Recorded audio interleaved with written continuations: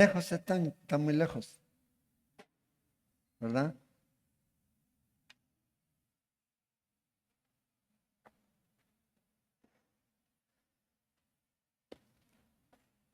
Vamos a orar. Hoy día me estaba comentando el pastor Bertín que uno de los pastores de la iglesia, el pastor de jóvenes, falleció de un ataque al corazón, algo obviamente inesperado, ¿ya? Y se va, deja una esposa y dos hijos, y también un golpe para la iglesia, ¿verdad? Entonces vamos a orar. El pastor Peter Lack se llama, y por su familia. Ya él está con el Señor. Ahora debemos orar por la familia de él y por la iglesia también, porque siempre es un golpe cuando uno de los, o alguno de los pastores, o el pastor parte, ¿verdad? Entonces, vamos a orar. Padre, te agradecemos esta noche por este tiempo. Queremos orar, Señor, por la familia de este pastor que está contigo ahora. Y oramos por las familias, Señor, de él que queda acá, para que tú, Señor, les des paz, consuelo y que puedan, Señor, confiar en que tú vas a suplir y proveer todo lo que ellos necesitan como familia. Oramos también por la iglesia. Sabemos que siempre es un golpe, Señor, para el cuerpo. Como dice tu palabra, Señor, cuando alguien se duele, todos se duelen. Y en esta hora, Señor, yo creo que debe ser así. Así que nos unimos a nuestros hermanos allá y te pedimos tu paz, tu consuelo, tu fortaleza, Señor, tu sabiduría para ellos, Señor, para la familia y para lo que se viene de aquí en adelante, Señor. Ayúdanos siempre a estar listos, preparados para tu venida y también cuando tú nos llames a tu presencia, cuando sea tu voluntad, Señor, hacerlo. Oramos también esta noche y te pedimos que nos hables por tu palabra, que prepares nuestros corazones para escuchar lo que tú tienes para nosotros, Señor. Y ponemos este tiempo y tu palabra, Señor, en tus manos, en el nombre de Jesús. Amén. Amén. Bueno, si tienes Biblia, puedes abrirla en el capítulo 31. Capítulo 31 del libro de Jeremías. Ahí vamos a estar mirando esta noche ahí. En este capítulo encontramos al profeta hablándonos acerca de un nuevo pacto que el Señor va a hacer y ya se ha comprometido, ya lo ha profetizado y va a ocurrir para la nación de Israel. Ahora, cuando nosotros hemos mirado hasta este punto lo que ha pasado aquí con el pueblo de Israel y con todo lo que se viene para ellos, y si usted ha visto las noticias en cómo está el Medio Oriente en un conflicto constante y también en esta incertidumbre de en qué momento Irán y sus aliados atacan después de lo que ha pasado. De hecho, ahora en el Medio Oriente Irán está haciendo unos ejercicios con sus tropas ahí y uno no sabe lo que va a pasar o cuándo va a pasar. Lo que uno sabe es que algo va a ocurrir. Y la Biblia nos dice a nosotros que en los últimos tiempos el Señor va a poner ganchos sobre la gente del norte para invadir Israel. Y eso obviamente no ha ocurrido. Va a ocurrir. Entonces, cuando eso ocurre, algunos piensan que va a venir el rapto de la iglesia o va a ser simultáneo o va a ser antes. El asunto es que como cristianos nosotros debemos estar listos, preparados. O sea, no es el tiempo de estar jugando, como dicen por ahí, a ser creyente.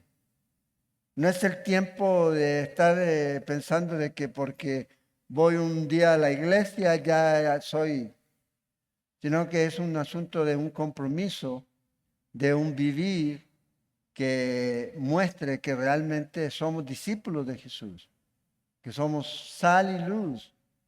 Y eso es lo que como iglesia debemos estar entendiendo y viviendo. Porque a veces el enfoque de nosotros puede ser muy terrenal. Ya y la iglesia se tiene ese enfoque de tratar de lograr cosas. Y yo creo que el enfoque de la iglesia del primer siglo debe ser el enfoque de la iglesia de este siglo, porque al final es el mismo problema que había en el primer siglo, es el mismo problema que hay ahora, y es el pecado, y el pecado es el que envía a la gente al infierno. Lo demás va y viene, pero una vida que no reconoce y no acepta a Jesús, no se arrepiente, es una vida que va al infierno, y no hay nada que hacer ahí. Entonces, estamos viendo en ese tiempo en el que el Señor nos está mostrando por medio de su palabra lo que va a ocurrir. Y aquí en este capítulo 31, ¿ya lo tienen ahí? Vamos a mirar el enfoque. Aquí el Señor va a cambiar. En el capítulo 30, que estuvimos mirando hace un par de semanas, tiene que ver con la tierra, tiene que ver con regresar y restablecer ciertos lugares en Jerusalén, en la tierra de Israel, la reconstrucción. Pero hoy día el enfoque aquí en este capítulo tiene que ver con restaurar al pueblo y su relación con Dios. Ahora, la gente a veces quiere conocer la voluntad de Dios, pero no quiere conocer a Dios. Lo otro que a veces pasa es que la gente tiene miedo a orar por la voluntad de Dios, porque puede ser que la voluntad de Dios no sea lo que yo quiero, pero eso quiere decir que no conoce a Dios realmente. Porque si conociera a Dios, podría estar tranquilo que la voluntad de Dios siempre va a ser lo mejor para nosotros. Siempre va a ser lo mejor. Entonces aquí nosotros vemos cómo el pueblo de Israel, a pesar de todo lo que hemos visto hasta ahora, vea cómo el Señor ha zarandeado al pueblo de Israel a través de este libro. Aún así hay esperanza para ellos. Aún así hay un trato en el que el Señor va a cumplir su promesa y los va a traer de vuelta. Pero no solo va a traer de vuelta, sino que también los va a traer en una relación más profunda con Él. Ellos ya tenían un pacto, Dios ya había hecho un pacto, la ley. Y la ley tenía el propósito de que el hombre pudiera conocer cuál es la voluntad de Dios para el hombre. Pero el problema con la ley era que ellos no tenían el poder para cumplir la ley, por más que se esforzaran.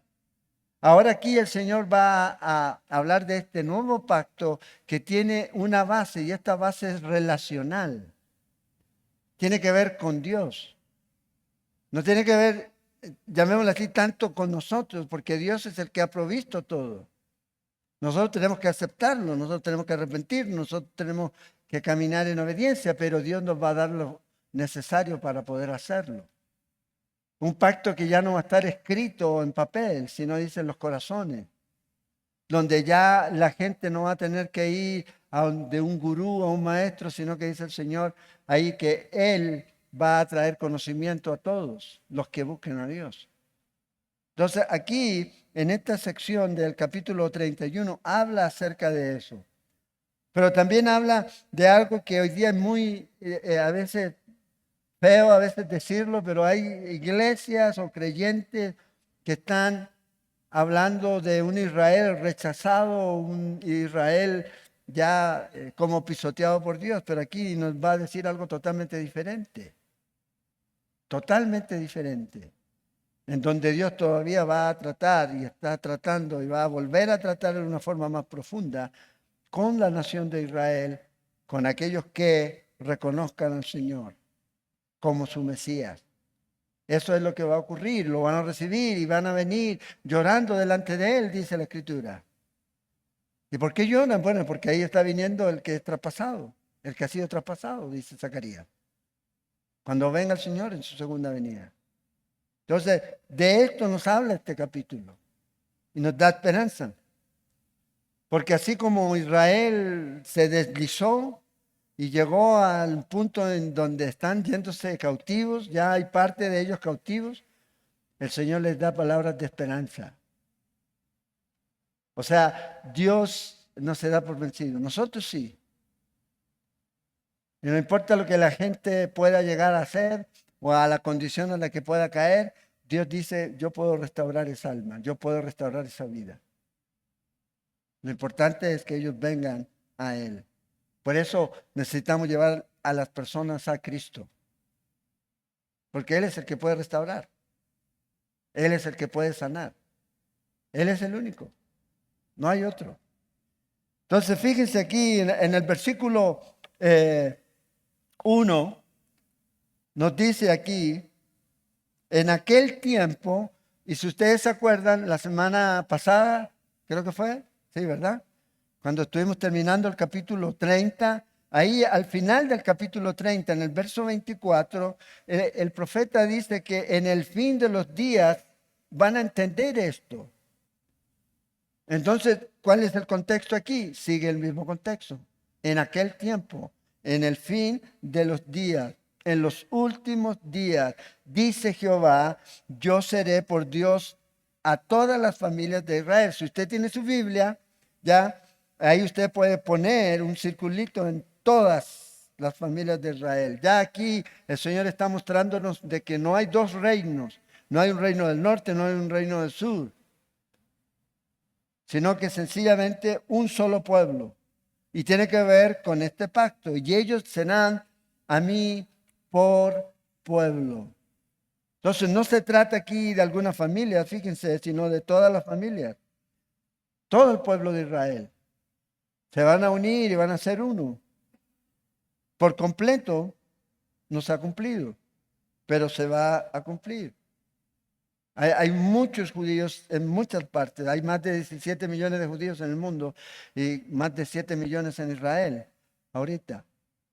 Pero van a volver. Ahora, ¿quiere decir que todos esos van a ser salvos? No. Pero el Señor dice que va a traer de vuelta a la nación. Desde 1948 usted puede ver esa verdad ahí.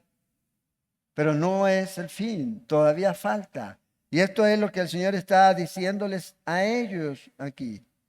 ¿Cuándo va a ocurrir esto? ¿Y cuándo Dios los va a establecer a ellos ahí en la tierra? En la era del reino. En el reino. En el milenio.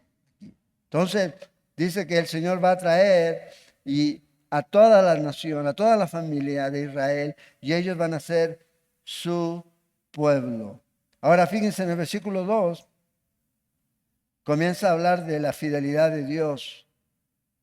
Comienza a hablar del amor fiel de Dios con la nación. Entonces aquí vamos a ver la era del reino y la nación de Israel. Así ha dicho Jehová, el pueblo que escapó de la espada halló gracia en el desierto, cuando Israel iba en busca de reposo. Y aquí está la promesa del Señor. Ahora, gran persecución ha tenido el pueblo de Israel, ¿sí? Va a tener, claro.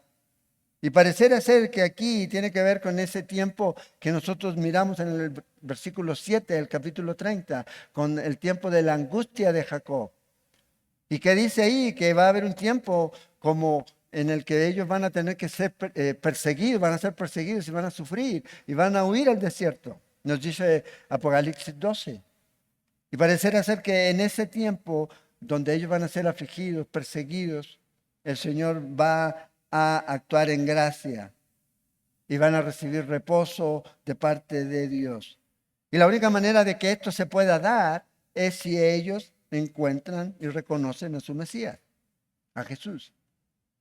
Esto no es solamente porque se le ocurre a Dios, sino que Dios dice esto es lo que va a pasar, pero también dice que aquellos que crean en Él van a poder disfrutar de esto, van a ser parte de esto.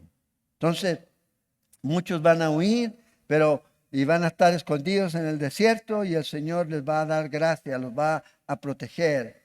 Jehová se manifestó, dice, a mí hace ya mucho tiempo diciendo. Entonces, fíjate que interesante aquí lo que Jeremías está diciendo. No es que Dios está hablando de que los ama ahora.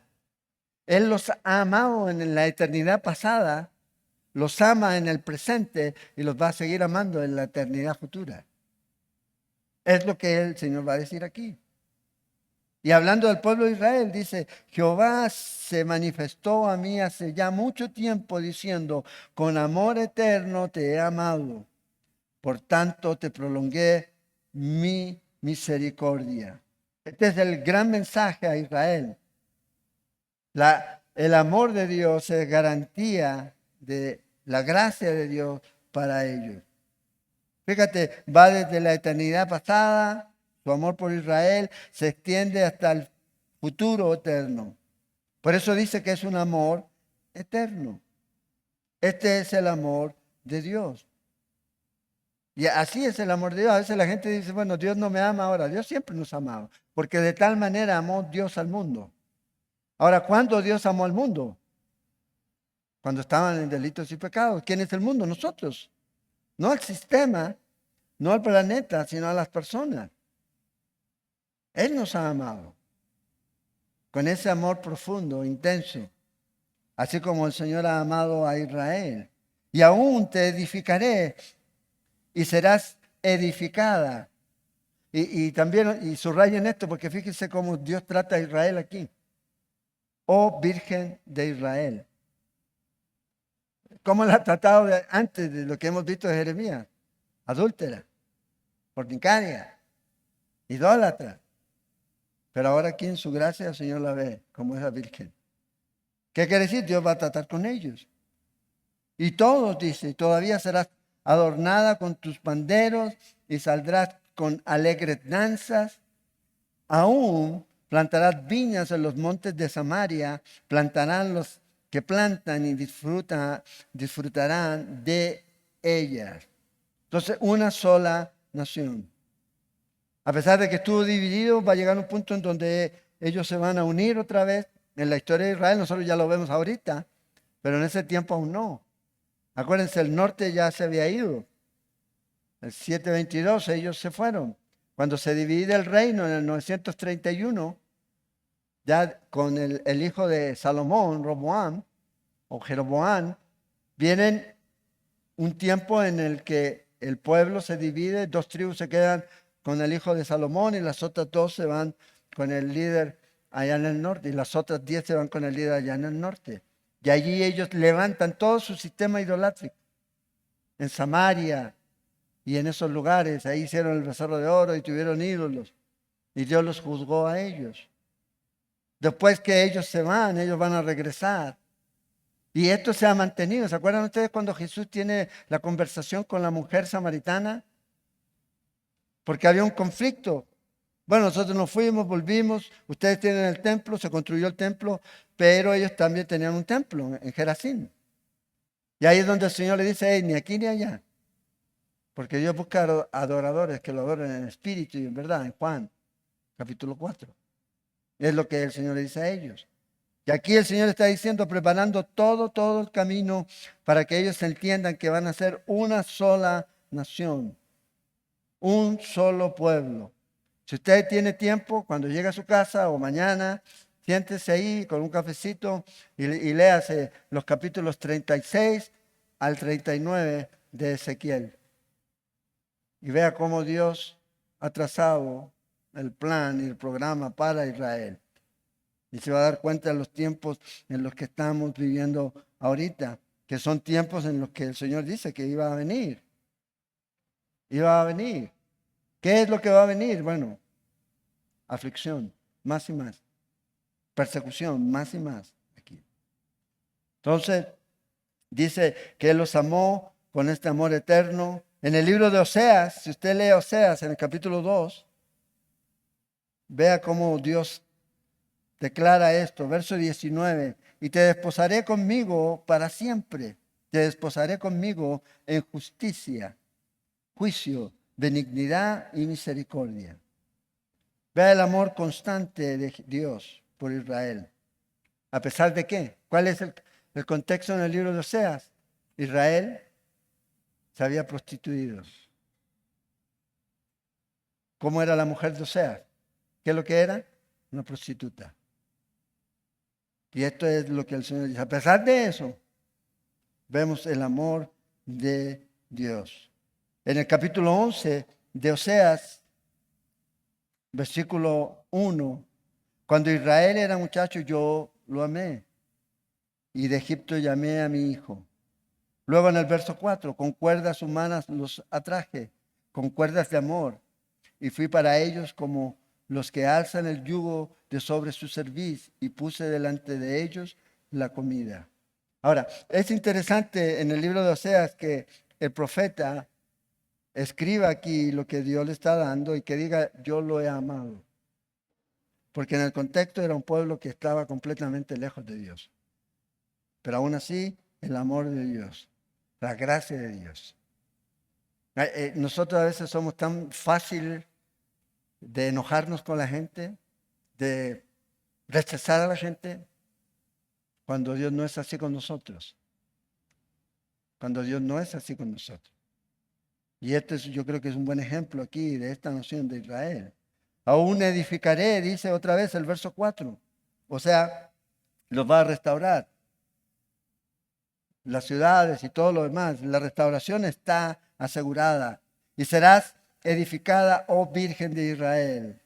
Todavía serás adornada con tus panderos y saldrás con alegres danzas aquí. Entonces, esta referencia virgen de Israel habla de restauración. Ahora, cuando Dios nos restaura, cuando Dios nos salva, somos nuevas criaturas. Es lo que somos. O sea, todo lo que usted hizo para atrás ya no. Usted es una persona apartada, virgen para Dios. Eso es lo que el Señor hace.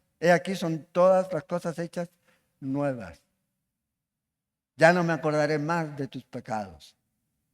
Ya no me acordaré más del José de su pecado, sino de lo que el Señor ha hecho ahora por nosotros. Entonces, fíjense que esta es la relación que el Señor está diciendo que va a tener con el pueblo. Una nación que había dejado a Dios, una nación que se había ido tras ídolos, el Señor dice, hey, te voy a reedificar y vas a ser esa virgen que siempre debiste ser. Y vas a estar adornada. Entonces, cuando Dios perdona, Dios perdona. No podemos discutir eso. El asunto es que Dios nos dice a nosotros que así como Él nos ha perdonado, dice en el libro de Efesios, capítulo 4, debemos perdonar nosotros. Debemos perdonar nosotros. Entonces el Señor perdona, el Señor restaura, el Señor es como decía ya, no es que está en el suelo y lo comienza a golpear en el suelo, no, Él lo quiere restaurar. Dios es el que restaura a todos aquellos que nadie podía restaurar. Y esa es la vida de cada uno de nosotros. Vidas rotas, vidas arruinadas, destruidas, relaciones destruidas. Pero aún así, Dios dice, ven, yo te puedo restaurar. Y esto es lo que el Señor muestra aquí con la nación de Israel. Y esto es lo que Dios muestra en la vida de cada uno de nosotros. Entonces, si Dios te perdonó, deja de lidiar y ¿será que? No, Él te perdonó. Él no anda con el que casi te perdono. No. Si te arrepientes, Dios te perdona. Y cuando Dios te perdona, te restaura. Y cuando Dios te restaura, ya no tienes que lidiar con el pasado. Tienes que lidiar con el presente y con lo que Dios tiene para ti.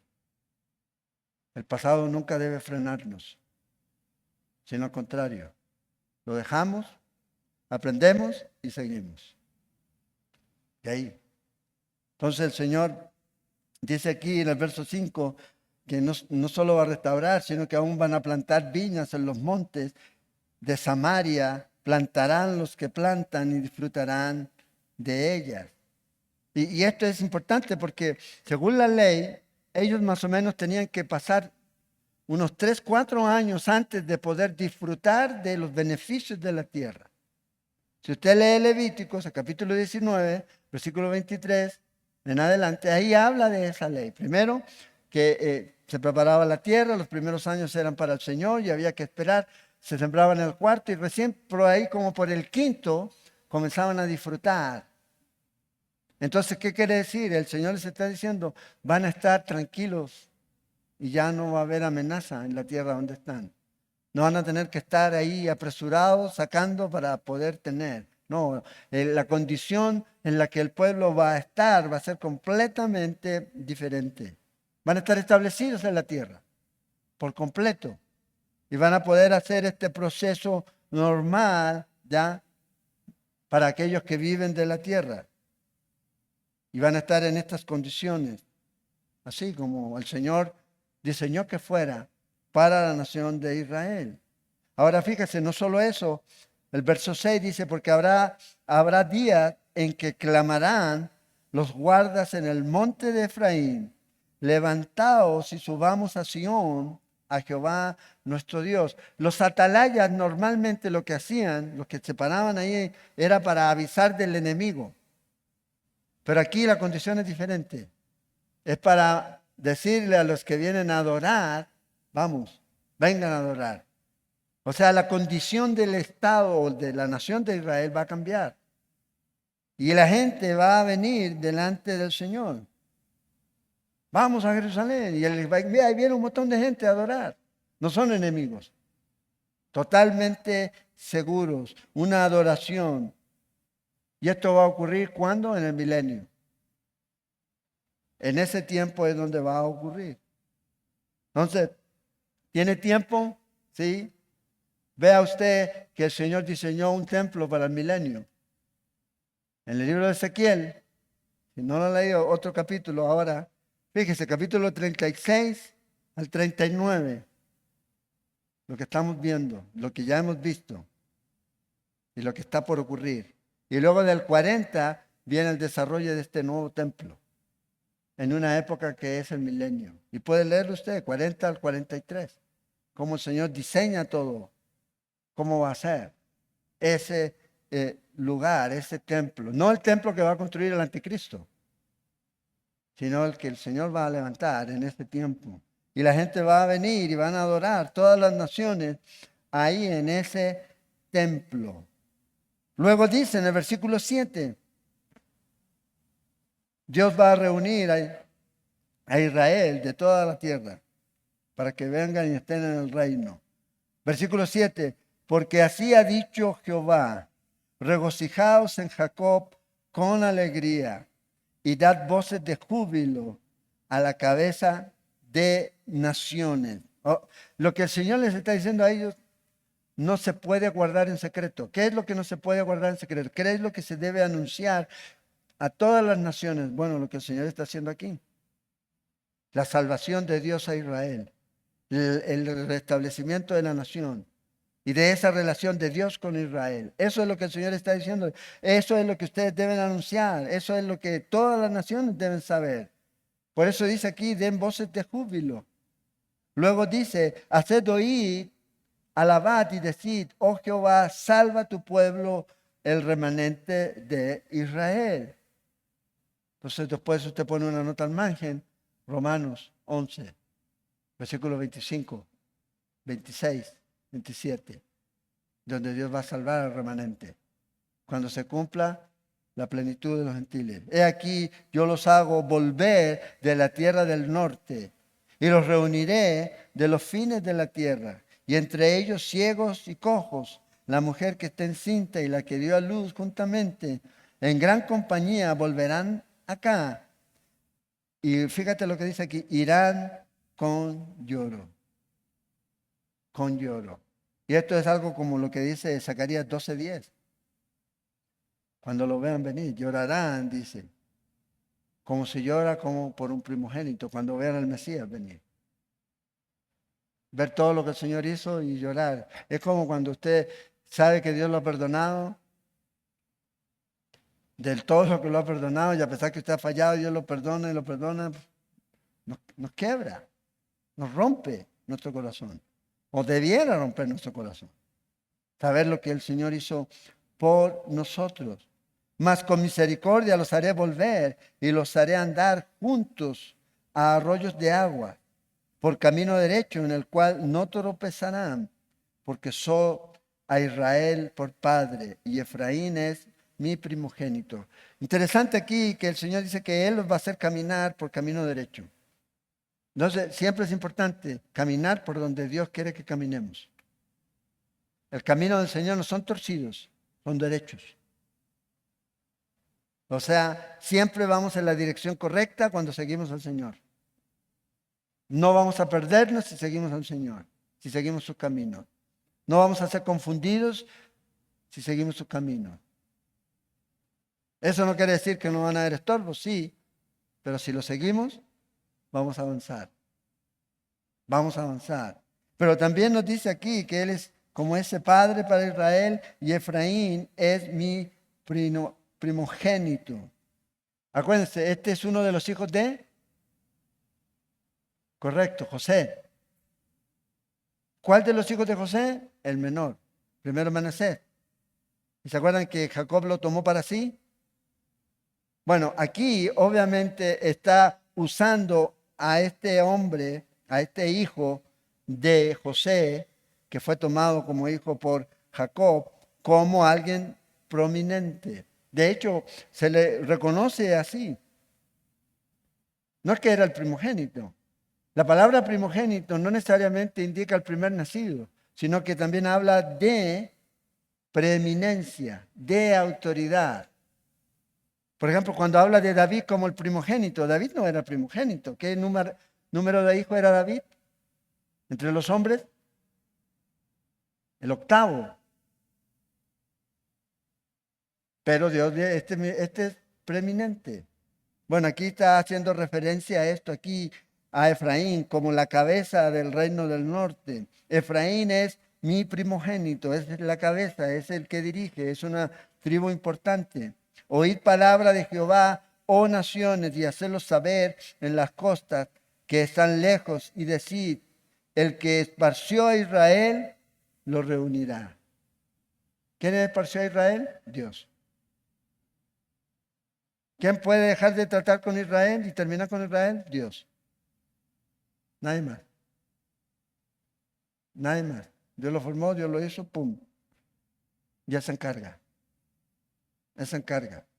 Y aquí dice que Él que los mandó lejos, los esparció producto de su pecado, los va a volver a reunir. No solo los va a reunir, sino que también dice y los guardará como el pastor a su rebaño. Entonces Él va a cuidar como ese pastor cuida a su rebaño. El mismo que los envió lejos, los trae de vuelta y los va a cuidar. Entonces fíjense aquí, esta gran multitud ya va a regresar, de regreso a la tierra. Pero el punto no es regresar a la tierra, ¿ya? No es que estén en el espacio, no, sino estamos hablando del lugar, a esa tierra física, la promesa que Dios le hace a Abraham cuando da el pacto, sino que el punto es regresar a Dios.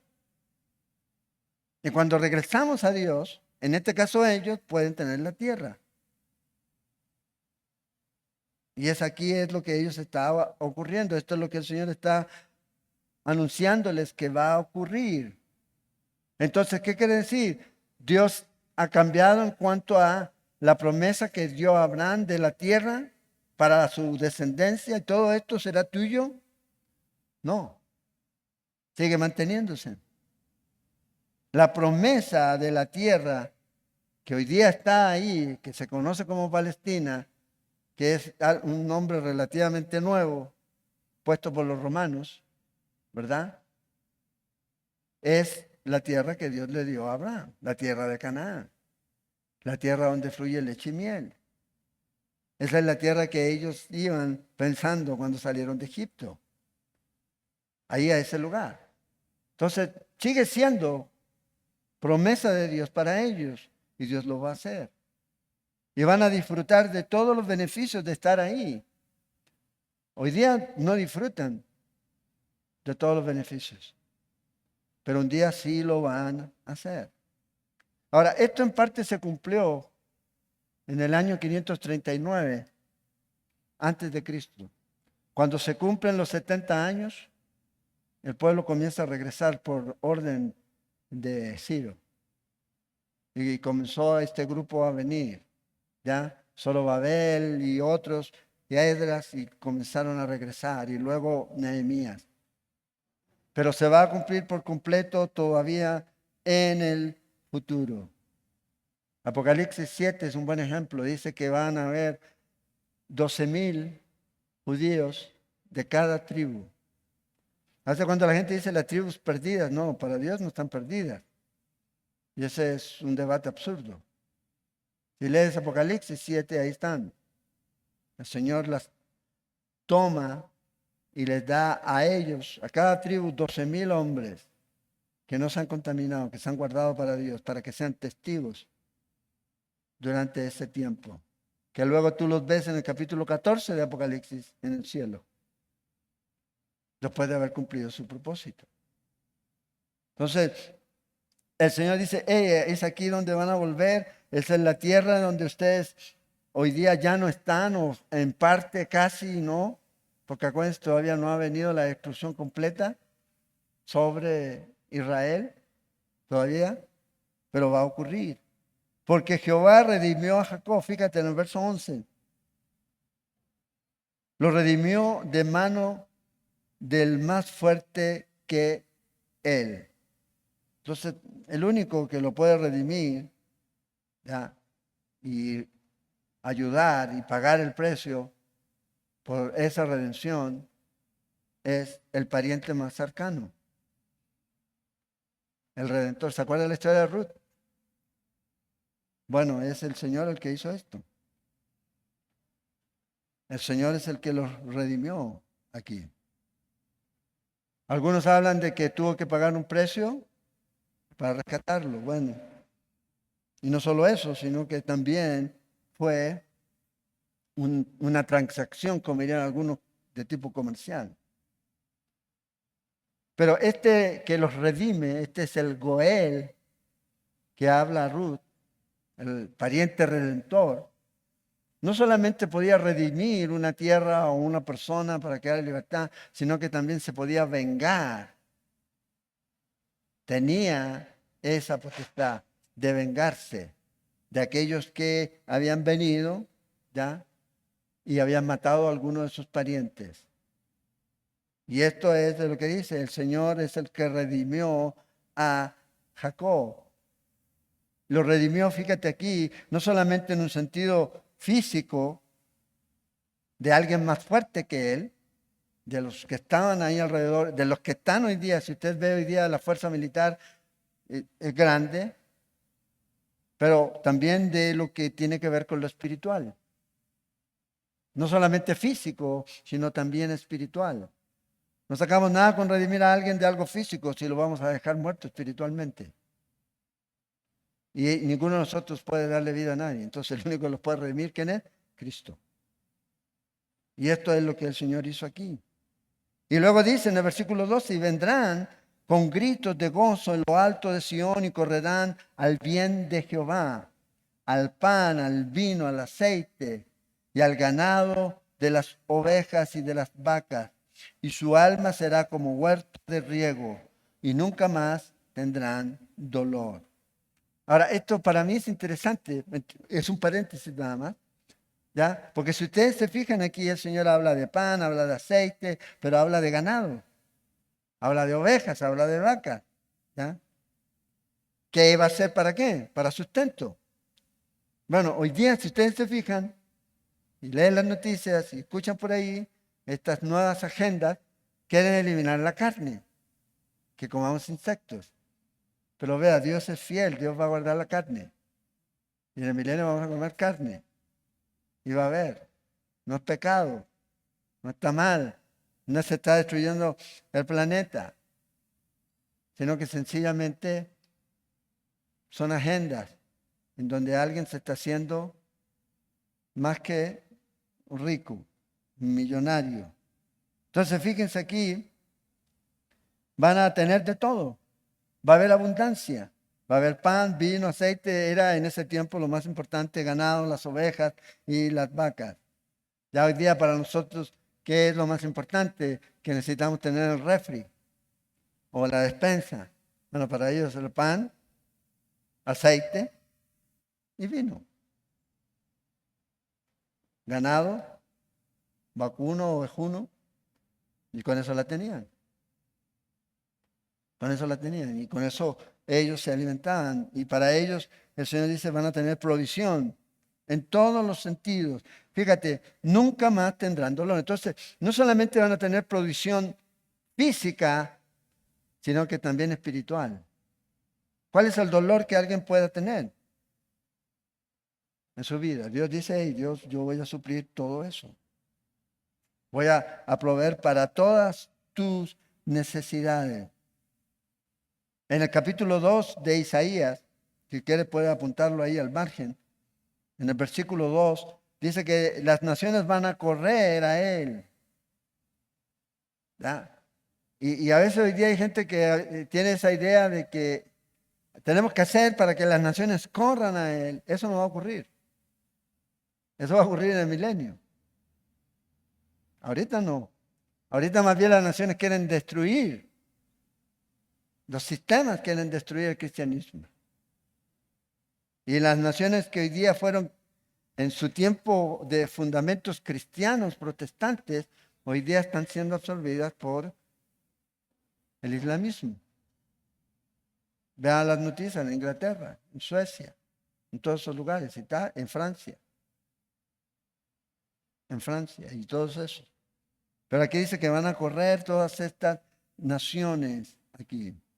Dios va a proveer todo lo necesario y va a poner fin a su dolor a la nación de Israel. Todo el sufrimiento. Dios no se ha olvidado. Y es algo que la gente debe siempre considerar. Acuérdense, cuando miramos la semana pasada, el que se mete con Israel se mete con la niña de sus ojos. Es lo que dijo Zacarías. Y en el contexto en donde está hablando de tribulación.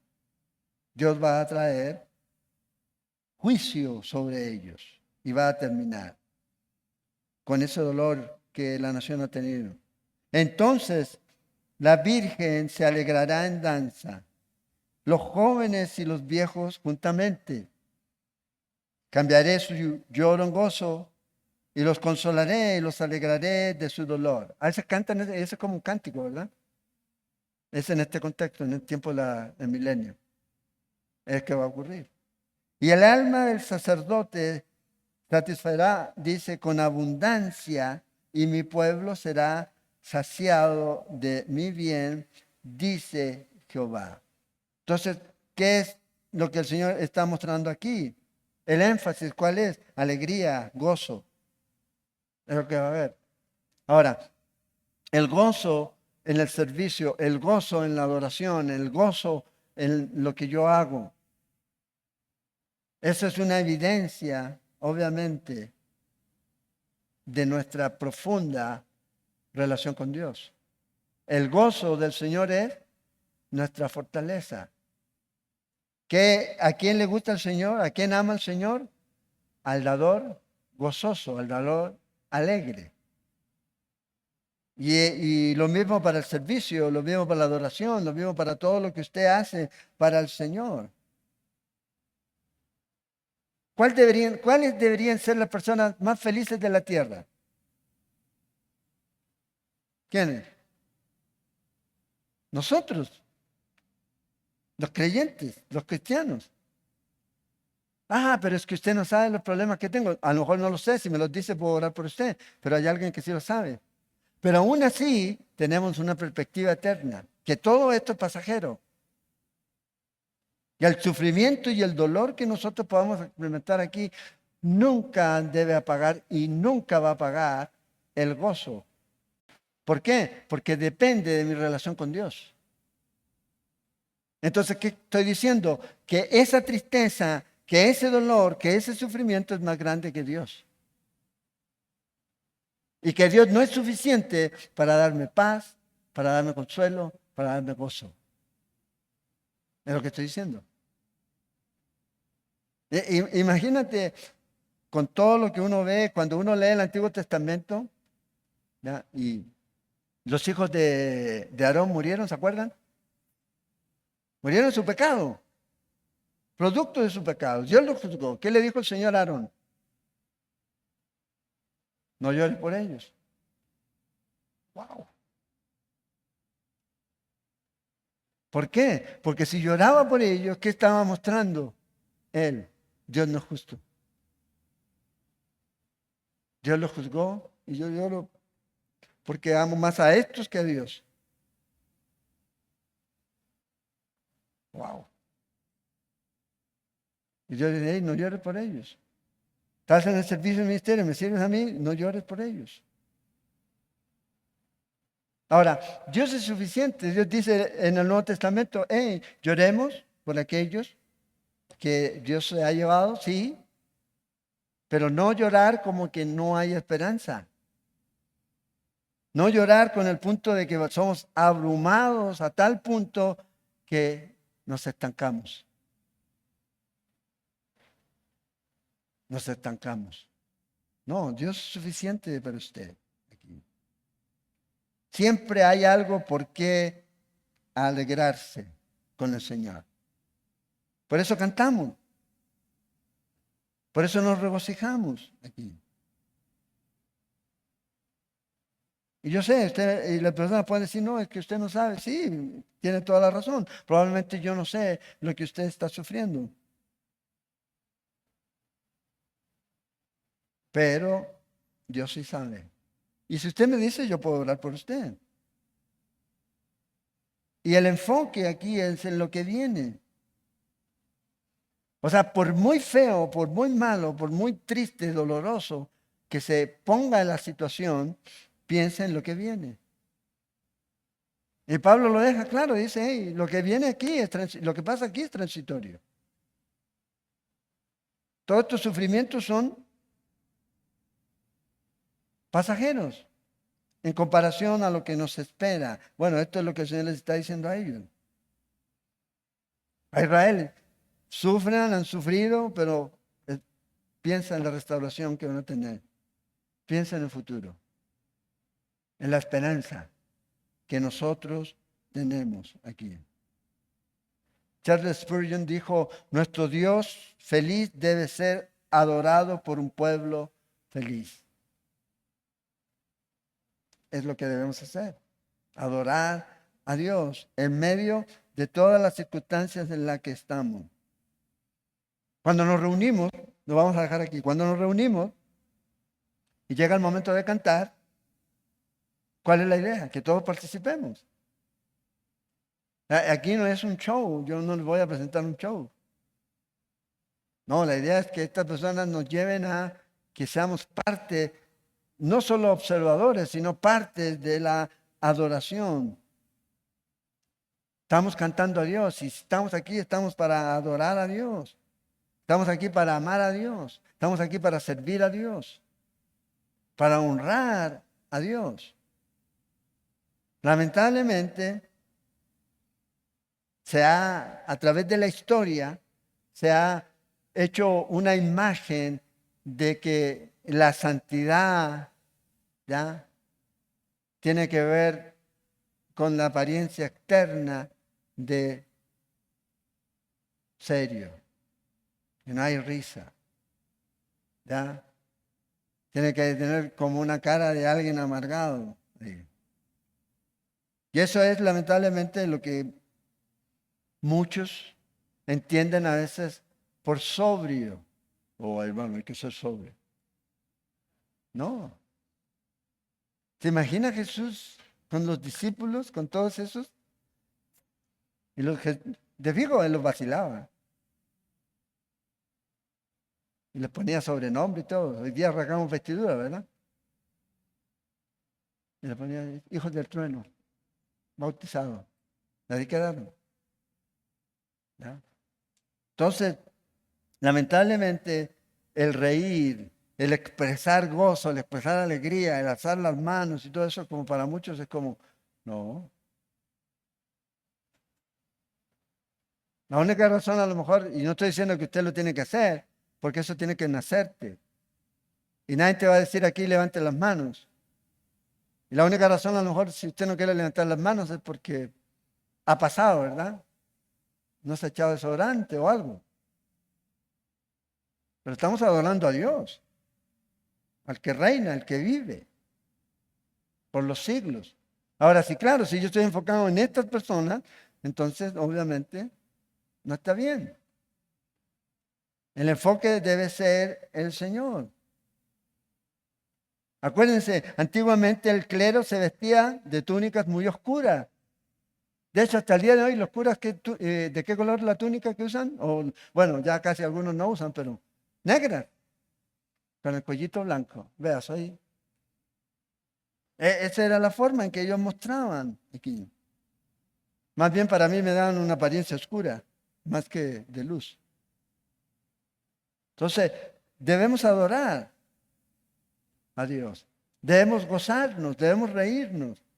Pero en ese tiempo se desterró la risa de la iglesia. Ya la gente no se reía. Todos eran muy serios. Pero el Señor nos dice que en este tiempo es un tiempo de alegría, de gozo. Un hombre dijo esto: me hubiera unido al ministerio si no fuera porque todos los clérigos, los religiosos, pastores, curas o lo que sea, que he conocido se parecen y actúan como enterradores. Ya, bueno, ¿en qué le puedo servir? Ay, andan ahí con esa cara de largo que da miedo. Entonces, imagínense, Dios nunca escribió esta regla. ¿Qué es lo que Dios quiere? Que entre el pueblo de Dios haya alegría. ¿Qué te puede robar la alegría, el gozo al Señor? El pecado. Eso te lo puede robar. Lea el Salmo 32, Salmo 51. Y otros salmos donde David habla de su condición y dice que se secó. Pero mientras estamos en nuestra relación profunda con nuestro Señor Jesucristo, nuestro rostro debe reflejarlo. Debe reflejarlo. Y otra vez, no me malentienda. No estoy diciendo que Dios nos prohíbe expresar nuestros sentimientos, pero que el sentimiento se mantenga por años, de años, de años, creo que no está bien. No está bien.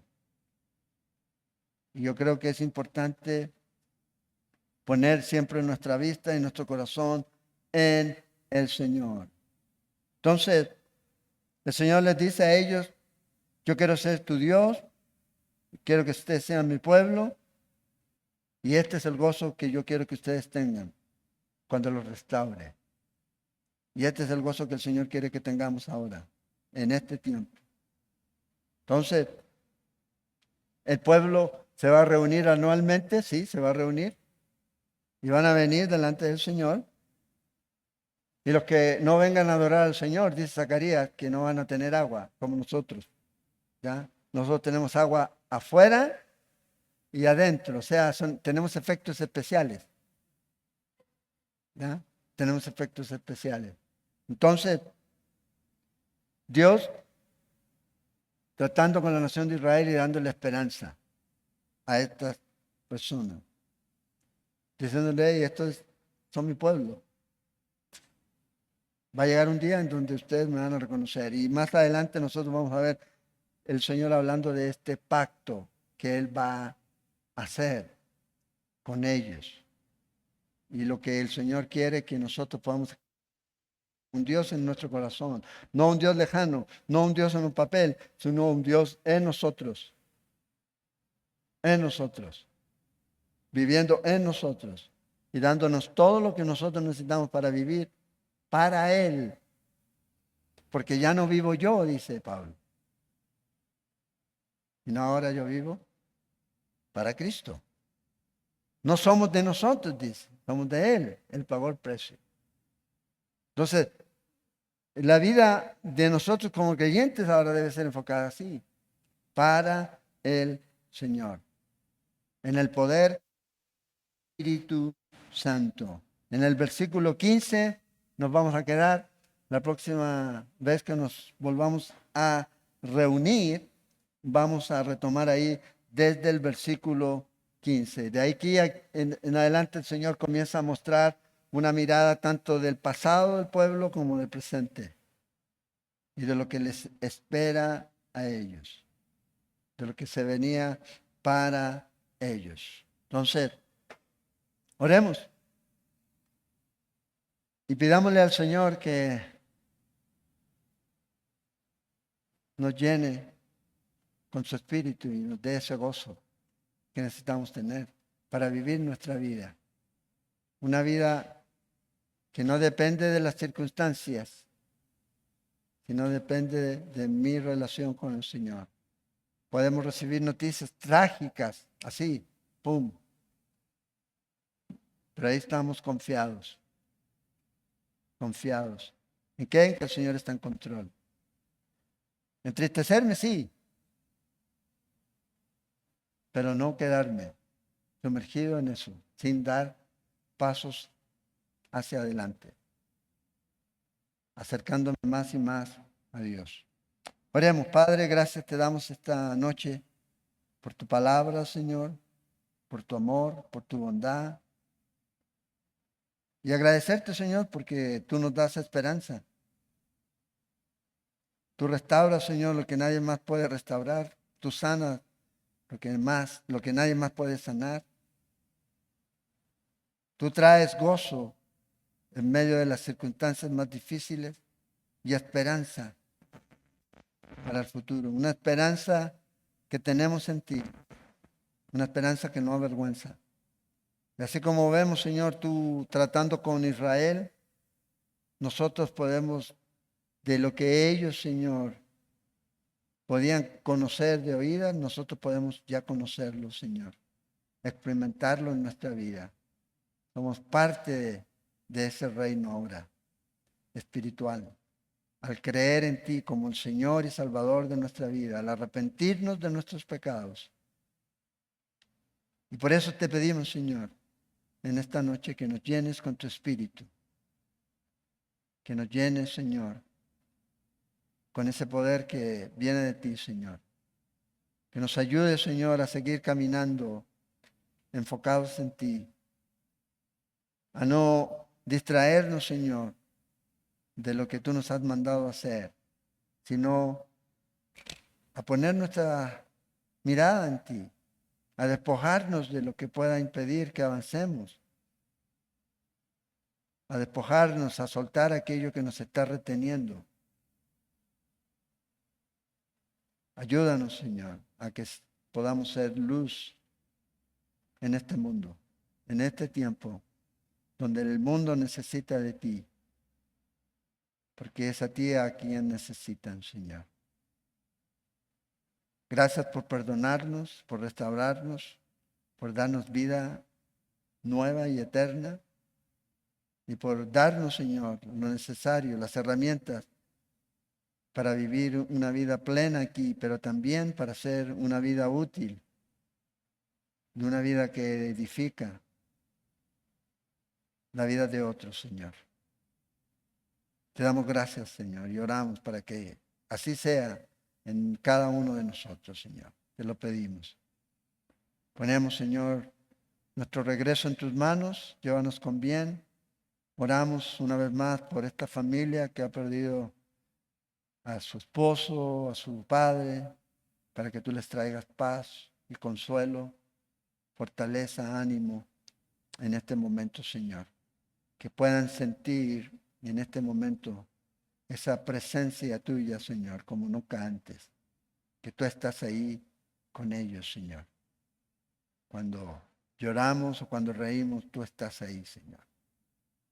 Tú eres ese buen pastor que los va a guiar por este valle en donde están ahora, Señor, por el que tienen que pasar.